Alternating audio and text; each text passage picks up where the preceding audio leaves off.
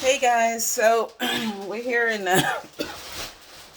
31 Broadway. Um, we're doing a renovation project for a client that bought a house, and FaithWorks Construction is doing the reno. And one of the things that came up is when you're, and this is very common, whenever you're doing demo, you can always expect something to come up. So we turned um, the speedies underneath the sink off. Speedies are the valves. I don't have the old valve because we've already off, but as you can see,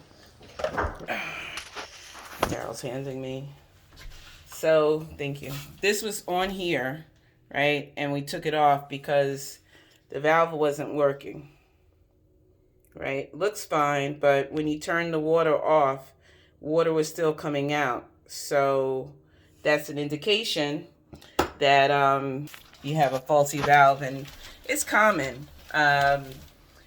One of the tricks that my brother has always taught me is that when one goes, the other one is not far behind. So if you have the uh, the opportunity, just go ahead and replace the other one because the next one is going to surely go. As you can see, we have our prep work done. This pipe, if you can see over here, this used to look like this, but it's impossible to solder a dirty area. So, very carefully with a Scotch-Brite pad, if you start cleaning it, it'll start coming off. So, there's paint on here, there's corrosion evidence on there, and it's just, the bottom line is it's not an area that is conducive to getting the work done. So, the right thing to do is just to go ahead and replace the valves. Right. So we've got the replacement here. I panicked a little bit because, shark bite is a type of plumbing connection. But what I'm getting ready to do is I'm going to sweat. See how there's no ridges and no grooves in here? That's because the proper way to attach it is to do what's called sweating. There's another name for it. I just don't remember it, and it's not important at this point in time. Because this edge is so close to this connection, I am going to very carefully add a coupling. A coupling is a piece that you're going to attach two pieces of pipe together.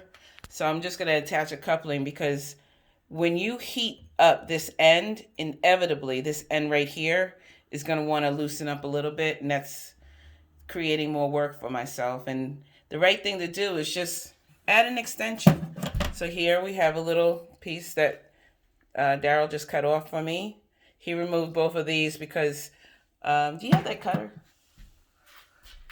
Because it's such a tight space, the pipe cutter that I normally use wouldn't fit. This had to actually, there's not much room here. The one I have, I'd need at least, a good 6 inches to be able to make the turn. But Daryl and his man muscles was able to do this for me.